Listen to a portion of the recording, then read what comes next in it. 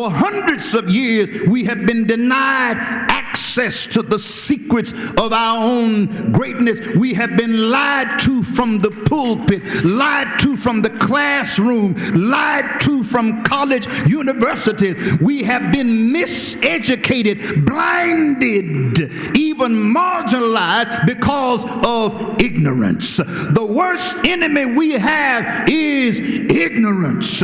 What is ignorance? Ignorance is not the lack of knowledge. Let me talk to you this morning.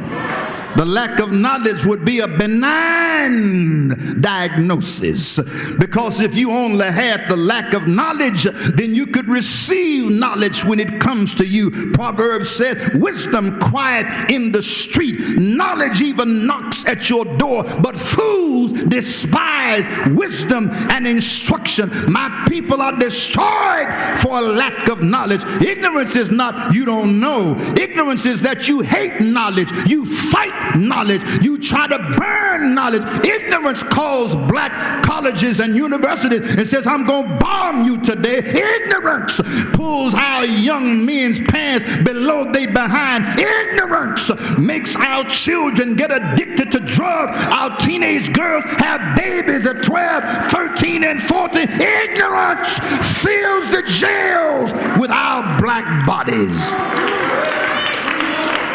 The worst enemy we have is ignorance. Ignorance is a toxic, poison spirit that hates the gospel to be preached, hates for knowledge and teaching to happen. And that's why you have to have the authority of God in order to fight against ignorance.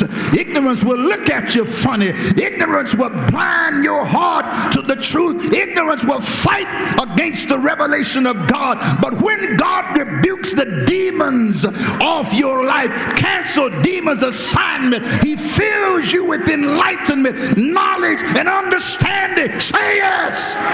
Come on, clap those hands and give God some praise.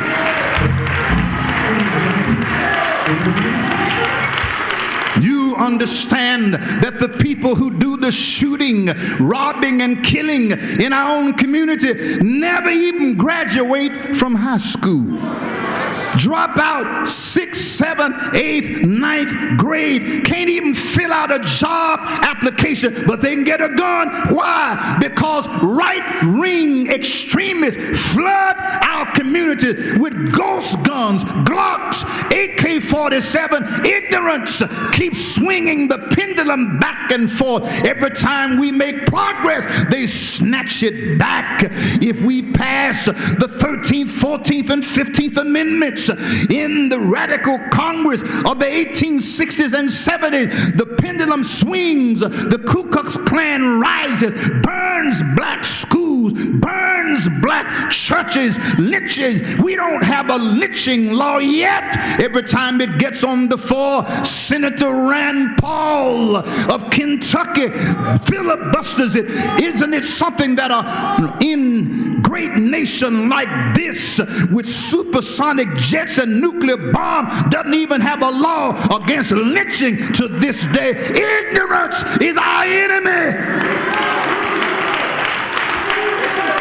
That is the reason why Isaiah 58 says, cry loud, spare not, lift up your voice like a trumpet, show my people their transgression, show them how to know God, teach them how to know themselves, empower them so that they can walk in kingdom authority. Yes, the gospel has a connection with the black experience. You don't run into black people when you get to Acts. You meet us in Genesis. Hello?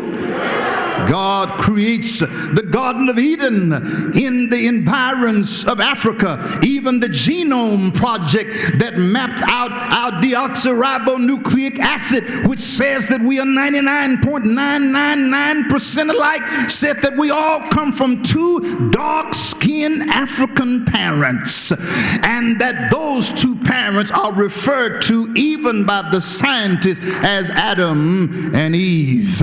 You can't have a Bible without the black experience. Moses is born in a black nation called Egypt. His mother hides him in the longest river on the planet, 4,160 miles long, the Nile River, which flows against gravity. Most rivers flow north to south. Nile River flows south to north.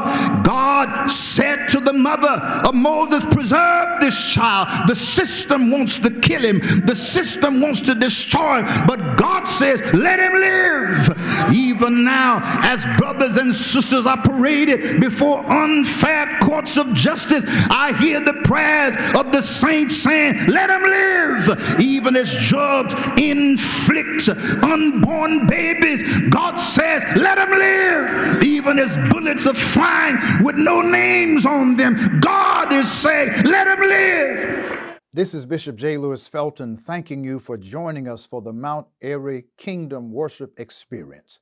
May you continue to partner with us as we share the gospel of Jesus Christ throughout the world.